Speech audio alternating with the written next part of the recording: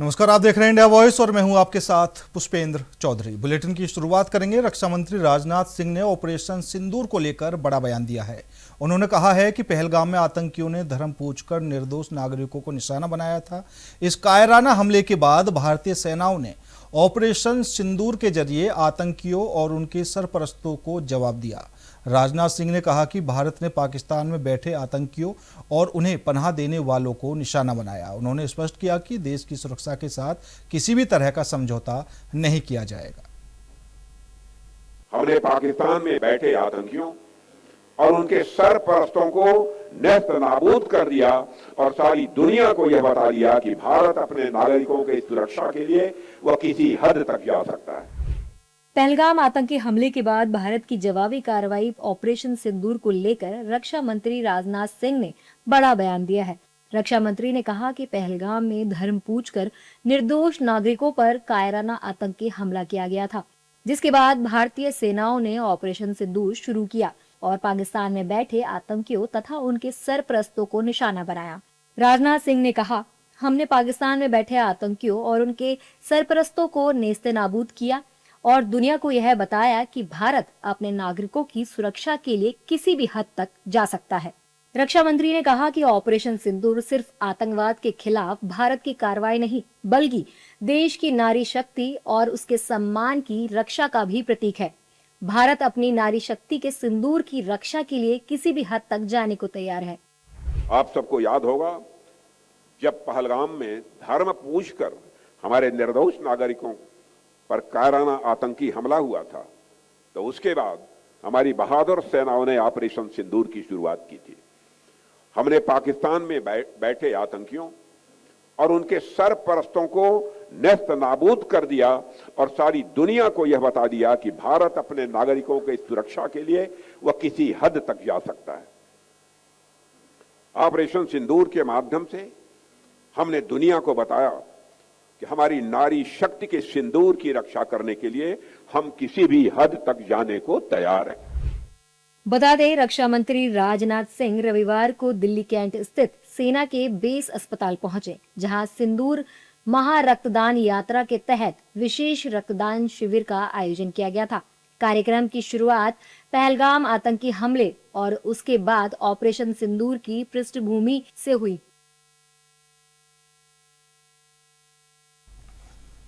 मुख्यमंत्री योगी आदित्यनाथ ने रविवार को लखनऊ में काकोरी ट्रेन एक्शन दिवस की 101वीं सालगिरह पर काकोरी ट्रेन एक्शन शताब्दी समारोह का शुभारंभ किया। इस कार्यक्रम में उनके साथ डिप्टी सीएम केशव प्रसाद मौर्य और ब्रजेश पाठक भी मौजूद रहे। इस दौरान सीएम योगी ने कहा कि वो उन सभी महान क्रांतिकारियों को नमन और देश के सपूतों को श्रद्धांजलि देते हैं, जिन्होंने भारत के खजाने को बचाए रखा, जिसे अंग्रेज लूटकर ले जाना चाहते थे। मुख्यमंत्री योगी आदित्यनाथ ने रविवार को लखनऊ में काकोरी ट्रेन एक्शन दिवस की 101वीं सालगिरह पर काकोरी ट्रेन एक्शन शताब्दी समारोह का शुभारंभ किया। इस कार्यक्रम में उनके साथ उप मुख्यमंत्री केशव प्रसाद मौर्य और ब्रजेश पाठक भी थे। इस दौरान सीएम योगी ने कहा कि वो उन सभी महान क्रांतिकारियों को नमन और देश के सपूतों को श्रद्धांजलि देते हैं, जिन्होंने भारत के खजाने को बचाए रखा, जिसे अंग्रेज लूटकर ले जाना चाहते थे। ठाकुर रोशन सिंह, अस्फाउल्लाह खान, चंद्रशेखर आजाद, राजेंद्र प्रसाद लाड़ी जैसे महान क्रांतिकारियों के नेतृत्व में भारत के लोगों की गाड़ी कमाई को लूटकर जो अंग्रेज ब्रिटेन ले जाना चाहते थे, इसी स्थान पर इन क्रांतिकारियों ने उस खजाने को अपने कब्जे में लेकर के भारत की आजादी को एक नई ऊंचाइयां प्रदान की थी। योगी आदित्यनाथ ने कांग्रेस को निशाने पर रखते हुए कहा कि जिन लोगों ने आपको अपने क्रांतिकारियों और नायकों से दूर रखा। काकोरी ट्रेन एक्शन शताब्दी समारोह के संबोधन के दौरान सीएम योगी आदित्यनाथ के निशाने पर कांग्रेस ही थी। कांग्रेसी तो क्रांतिकारियों के खिलाफ थे और पिछली सरकारों ने क्रांतिकारियों को सम्मान नहीं दिया। आजादी के बाद जिन लोगों ने सत्ता संभाली, उनके द्वारा लगातार उस समय के क्रांतिकारियों को अपमानित किया जाता रहा। पंडित राम प्रसाद बिस्मिल का नाम ना आने पाए, ठाकुर रोशन सिंह का नाम ना आने पाए, असफाउल्लाह खां का नाम वर्तमान पीढ़ी न जान पाए, चंद्रशेखर आजाद का नाम लोग न जानने पाए, और इसी प्रकार की तमाम अन्य शास्त्रें, वीर सावरकर के नाम पर वीर सावरकर का नाम लोग न जान पाए, भगत सिंह का नाम न जान पाए, राजगुरु और सुखदेव जैसे क्रांतिकारियों का नाम लोगों की स्मृति में न हो, इसके लिए संस्थाओं का नाम भी इन क्रांतिकारियों के नाम पर नहीं हुआ। लगातार ये साजिश की गई।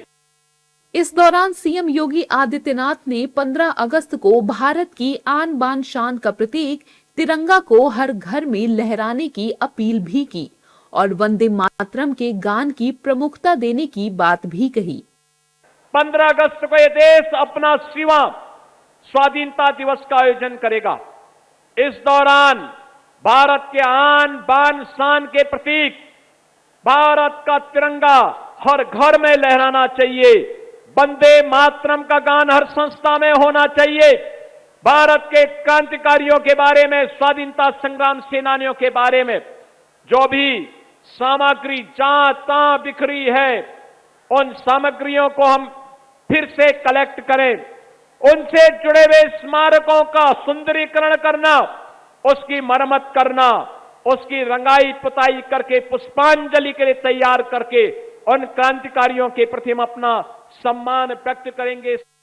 इस मौके पर तिरंगा यात्रा निकाली गई। सीएम योगी खुद हाथ में तिरंगा लेकर पैदल चले।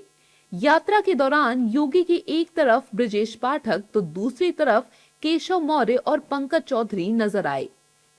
योगी ने बच्चों और पंकज चौधरी के साथ सेल्फी भी ली। देशभक्ति के गानों, वंदे मातरम और भारत माता की जय के नारों के बीच तिरंगा यात्रा मुख्यमंत्री आवास से शुरू हुई। यात्रा में कैबिनेट मंत्रियों, बीजेपी नेताओं और स्कूली बच्चों, युवाओं समेत 30,000 लोग शामिल हुए। पश्चिम बंगाल में सियासी पारा एक बार फिर हाई हो गया है। पश्चिम बंगाल की पूर्व मुख्यमंत्री ममता बनर्जी ने दावा किया है कि उनकी गाड़ी पर बड़े बड़े पत्थर फेंके गए। ममता बनर्जी ने बीजेपी पर हमले का आरोप लगाया है, तो वहीं बीजेपी ने कथित हमले की निंदा की है और ममता बनर्जी के आरोपों को नकार दिया है। मेरे को गाड़ी में बड़े बड़े पत्थर मारा गया, शीशा खुला रखता तो हमारा माथा फट जाता। हम कभी ऐसा हमला नहीं देखा। ममता बनर्जी पर कथित तौर पर हुए हमले के बाद पश्चिम बंगाल की सियासत गर्मा गई है। आरोप है कि पश्चिम बंगाल के उत्तर 24 परगना जिले के हली शहर में ममता बनर्जी के काफिले पर भीड़ ने हमला कर दिया। दावा है कि जब ममता बनर्जी एक टीएमसी कार्यकर्ता के घर जा रही थी, जिसकी पुलिस कस्टडी में मौत हो गई थी, तभी गुस्साई भीड़ ने उनको बीच रास्ते में रोक लिया और हमला कर दिया।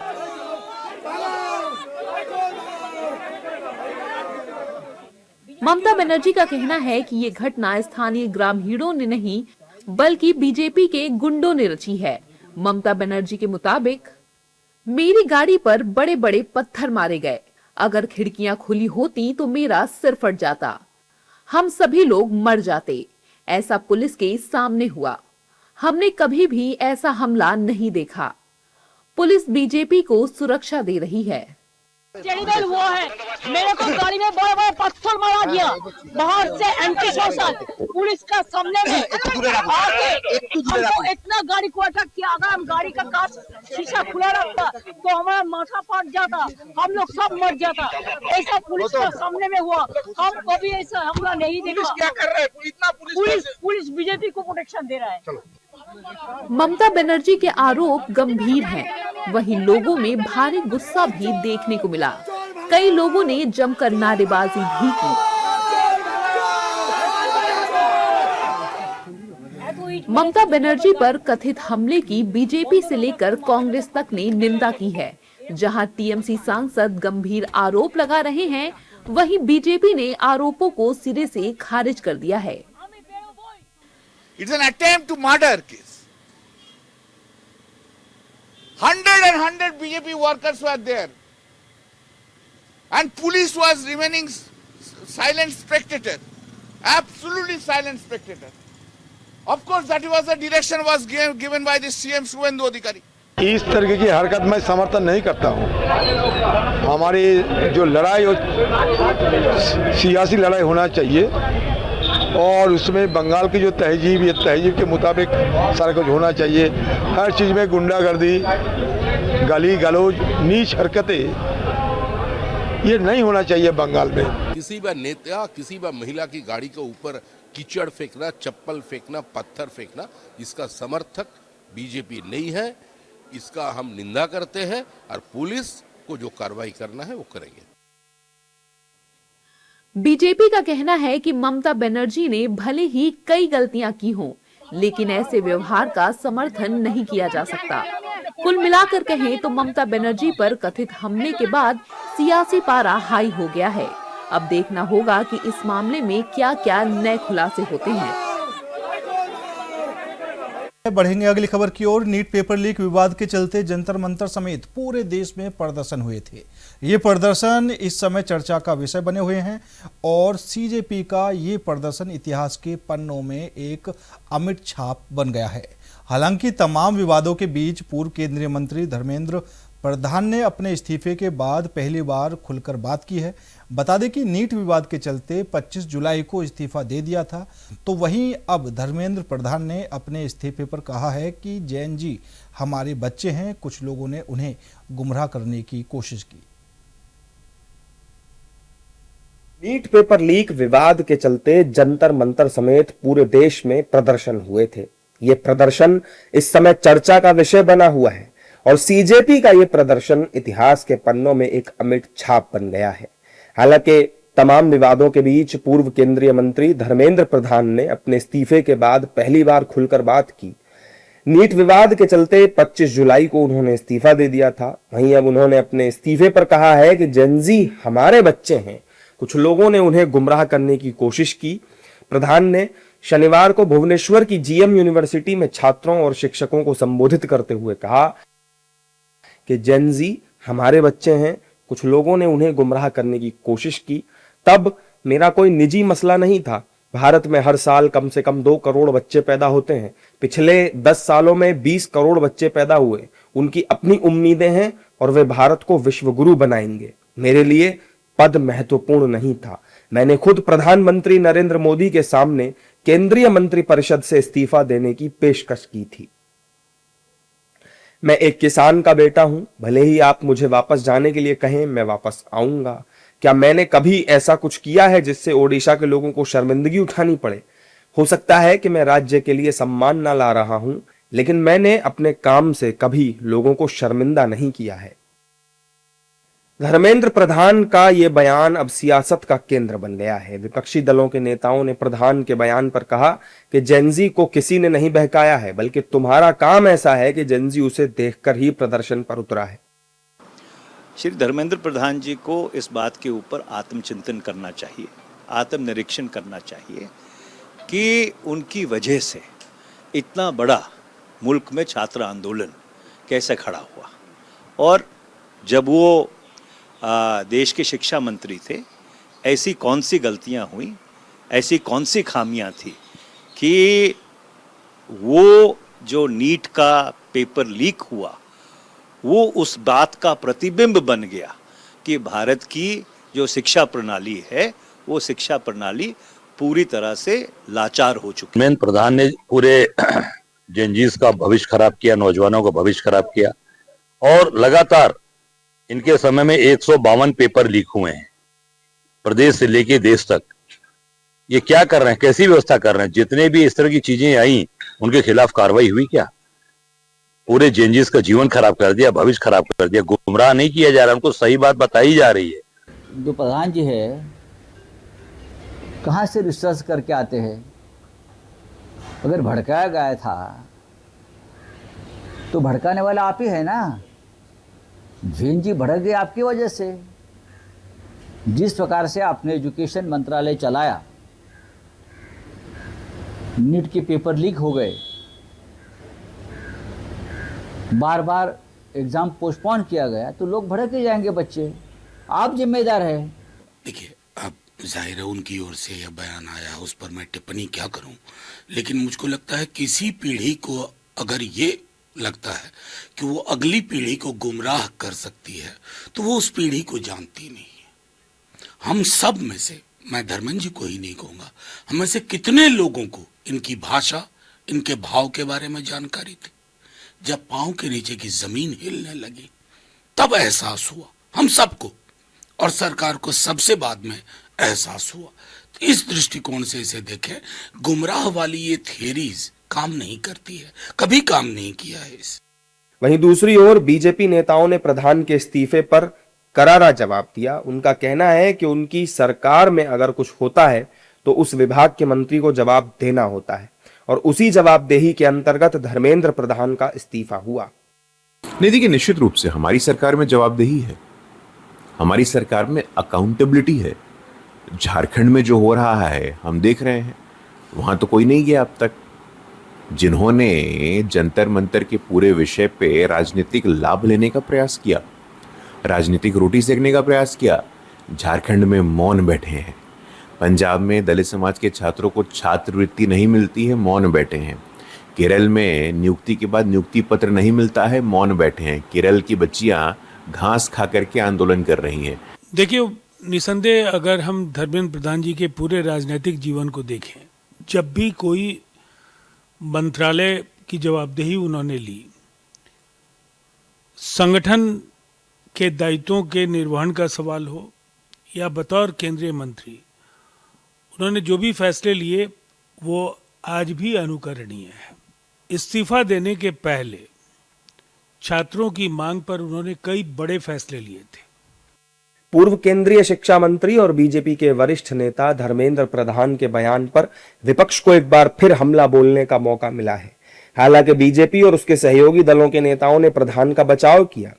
धर्मेंद्र प्रधान ने नीट पेपर लीक विवाद और उसके बाद हुए छात्र प्रदर्शनों को लेकर पहली बार खुलकर अपनी बात रखी थी, जिसमें उन्होंने विपक्ष पर देश के युवाओं को गुमराह करने का आरोप लगाया।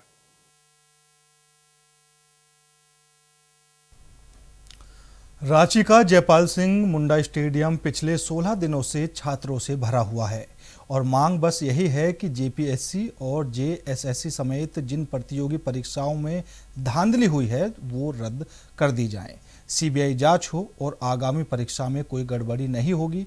सोरेन सरकार इस पर आश्वासन दे। सरकार भी अब लगातार 2 दिनों से छात्रों से बातचीत कर रही है, लेकिन बैठकों के दौर के बावजूद बात अभी तक किसी नतीजे पर नहीं पहुंची है।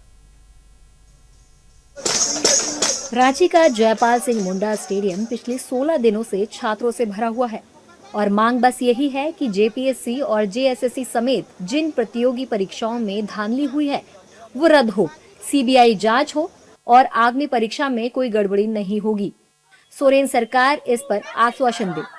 सरकार भी अब लगातार 2 दिनों से छात्रों से बातचीत कर रही है, लेकिन बैठकों के दौर के बावजूद बात अभी तक किसी नतीजे पर नहीं पहुंची। यानी छात्र सड़क पर हैं, सरकार बातचीत की मेज पर है, लेकिन समाधान अब भी दूर है। इन छात्रों के लिए ये सिर्फ एक आंदोलन नहीं, कई सालों की मेहनत और करियर का सवाल है। दिन रात पढ़ाई करके प्रतियोगी परीक्षाओं की तैयारी करने वाले युवाओं को उम्मीद होती है कि परीक्षा निष्पक्ष होगी, मेहनत के आधार पर परिणाम आएंगे। लेकिन जब परीक्षा प्रक्रिया पर सवाल खड़े होते हैं तो उनकी चिंता और बढ़ जाती है। इसलिए छात्र चाहते हैं कि जिन परीक्षाओं को लेकर सवाल उठे हैं उनकी निष्पक्ष जांच हो, जिम्मेदारी तय हो और आगे होने वाली परीक्षाओं में ऐसी स्थिति दोबारा पैदा ना हो। अपनी मांगों के चलते प्रदर्शनकारियों ने 10 मार्च को विधानसभा तक मार्च करने का ऐलान भी किया है। हालांकि आज फिर छात्रों का डेलीगेशन सरकार से मिलने गया है। उस पर क्या निष्कर्ष निकलेगा ये तो बातचीत होने के बाद ही पता लगेगा। लेकिन 16 दिनों से भूख हड़ताल पर बैठे देवेंद्र नाथ महतो की तबीयत लगातार खराब होती जा रही है। साथ ही उनके साथ जो छात्र भूख हड़ताल पर बैठे हैं उनकी तबीयत बिगड़ती जा रही है। लेकिन फिर भी छात्र अपनी मांग पर अड़े हुए हैं छात्रों का कहना है कि जब तक उनकी मांगों पर ठोस फैसला नहीं होता, आंदोलन जारी रहेगा।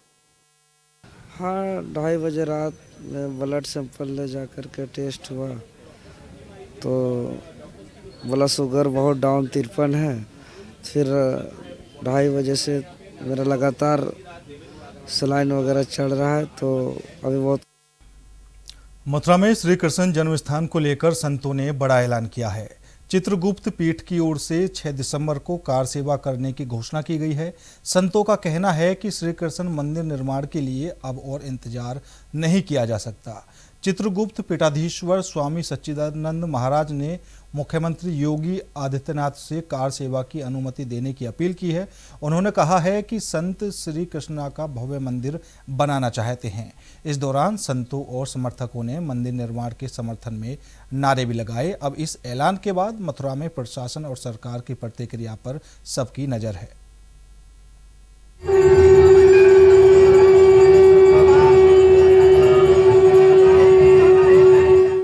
अयोध्या में राम मंदिर निर्माण के बाद अब मथुरा में भी श्री कृष्ण जन्मभूमि को लेकर संत समाज ने कार सेवा का शंखनाद कर दिया है। संतों ने 6 दिसंबर को मथुरा में कार सेवा की घोषणा की है। मथुरा में कार सेवा के ऐलान के बाद संतों ने कृष्ण लला हम आएंगे, मंदिर वहीं बनाएंगे के नारे भी जमकर लगाए। कृष्ण लला हम आएंगे, कृष्ण लला हम आएंगे, कृष्ण लला हम आएंगे। संतों का दो टूक कहना है कि अब वो मंदिर निर्माण के लिए इंतजार नहीं करेंगे। इसके साथ ही संतों ने मांग की है कि पूजा स्थल 1991 अधिनियम को तत्काल खत्म किया जाए और श्री कृष्ण जन्मभूमि पर सुनवाई जल्द से जल्द पूरी हो। 6 दिसंबर को कार सेवा की जाएगी, 6 दिसंबर की तारीख करी जाएगी। जन्माष्टमी हमने मांग की है कि हम प्रभु को माखन मिश्री का भोग लगाना चाहते हैं, उसकी परमिशन हमारे लिए दी जाए। और साथ साथ हमारी 4 मांगे, बरसी ऐड को समाप्त किया जाए जो पक्षकारों को परेशान कर रहा है, हमारी मंदिरों में बाधा उत्पन्न कर रहा है, और फास्टैग बनाकर नित्य सुनवाई की जाए, ये हमने मांग की।